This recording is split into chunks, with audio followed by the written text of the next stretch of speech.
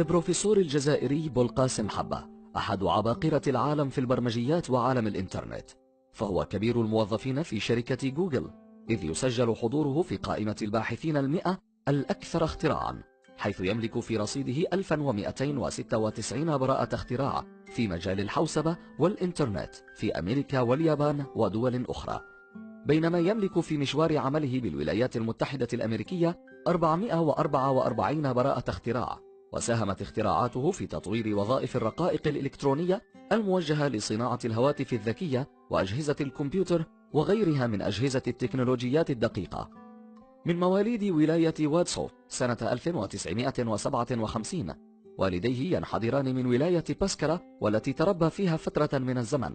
تخرج من المرحلة الابتدائية بمدينة المغير، ثم تابع دراسته الثانوية، ثم التحق بجامعة باب الزوار، وبعد حصوله على الشهادة الجامعية في الفيزياء من جامعة هوراي بومدين قدم ملفه للدراسة في الخارج على نفقة الدولة الجزائرية، حيث تم اختياره للالتحاق بإحدى أرقى جامعات العالم، جامعة ستانفورد في كاليفورنيا، وقد نال 3 شهادات في علوم المادة والفيزياء التطبيقية.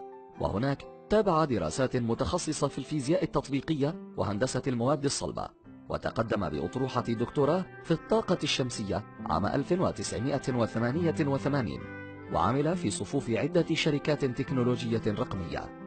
وبعد حصوله على درجة الدكتوراه في الطاقة الشمسية قرر العودة إلى الجزائر، وفي هذا السياق يقول: أردت العمل والاستقرار في بلدي لأنقل إليكم ما تعلمته في أمريكا، غير أن الأمور لم تسر بحسب ما خطط له الدكتور بولقاسم، حيث بقي لأشهر عديدة بدون عمل، ثم اضطر إلى مغادرة الجزائر بسبب سوء الأوضاع الأمنية وندرة مراكز البحث.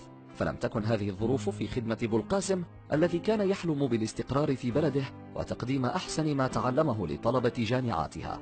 وقد كانت الجزائر في منتصف التسعينيات تمر بمرحلة أمنية حرجة.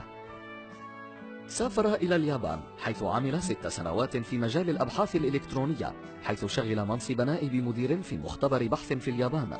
وفي سنة 1996 عاد إلى الولايات المتحدة ليجدد مسيرته مع الأبحاث والاختراعات، ثم عاد إلى أمريكا لينضم إلى شركة سابمار المتخصصة في الإلكترونيات الدقيقة، وتولى مسؤولية التقنيات المتخصصة بتطوير المكونات الصلبة في الكمبيوتر والألعاب الإلكترونية، وخصوصا تلك المستعملة في جهاز بلاي ستيشن، وكان الدعامة الرئيسية لشركة سوني عندما أطلقت بلاي ستيشن بنسختيها الثانية والثالثة. حصل بولقاسم خلال مسيرته المهنية على العديد من براءات الاختراع في الإلكترونيات الدقيقة والاتصالات الرقمية، وقد سجل أول براءة اختراع له عام 1990. أما حاليا فقد صرح العالم الجزائري أنه صار في السنوات القليلة الماضية يقدم براءة اختراع كل أسبوع، فمنذ بداية 2017 سجل حضوره في 26 براءة اختراع، كما صنف سنوات 2012 2014 و2015 في قائمة 100 مخترع الأكثر إنتاجا في العالم. يعمل بولقاسم حبة منذ سنوات على إطلاق مبادرة تهدف إلى تجميع العقول الجزائرية المهاجرة في جمعية منظمة على شكل لوبي علمي لمخترعين وعباقرة يملكون أكثر من 2000 براءة اختراع في الإلكترونيات الدقيقة، الاتصالات السلكية واللاسلكية، التكنولوجيا الحيوية وغيرها. وقد تمكن بواسطة الإنترنت من جمع أسمائهم وعناوينهم وأماكن إقامتهم وتخصصاتهم، وبالفعل فقد نجح لغاية الآن في جمع أكثر من 600 مخترع لديهم أكثر من 3000 براءة اختراع. وبالموازاة مع هذا المسعى أطلق موقعا إلكترونيا يعتقد أنه الأكبر من حيث عدد المخترعين الذين يضمهم مقارنة بما هو موجود في البلدان العربية.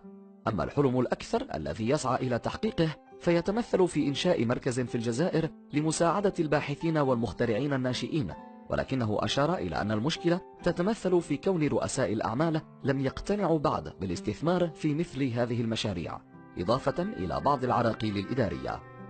يرى البروفيسور حبة أن بإمكان الجزائر تطوير الصناعات الإلكترونية شرط تمويل الشاب من حاملي الأفكار المبتكرة والمشاركة مع الخواص في تسويق منتجاتهم، كما اقترح إدخال التكنولوجيا في المناهج التعليمية ببلاده.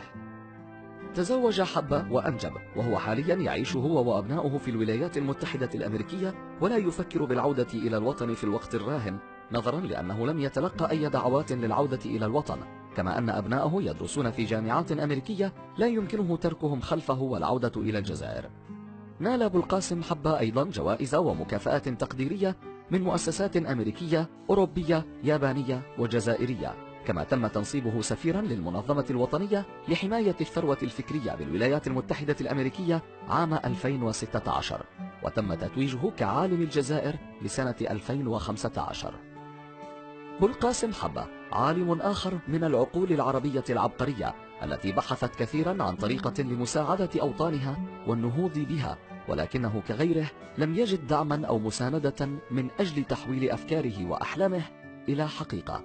فإلى متى يا أمة العرب؟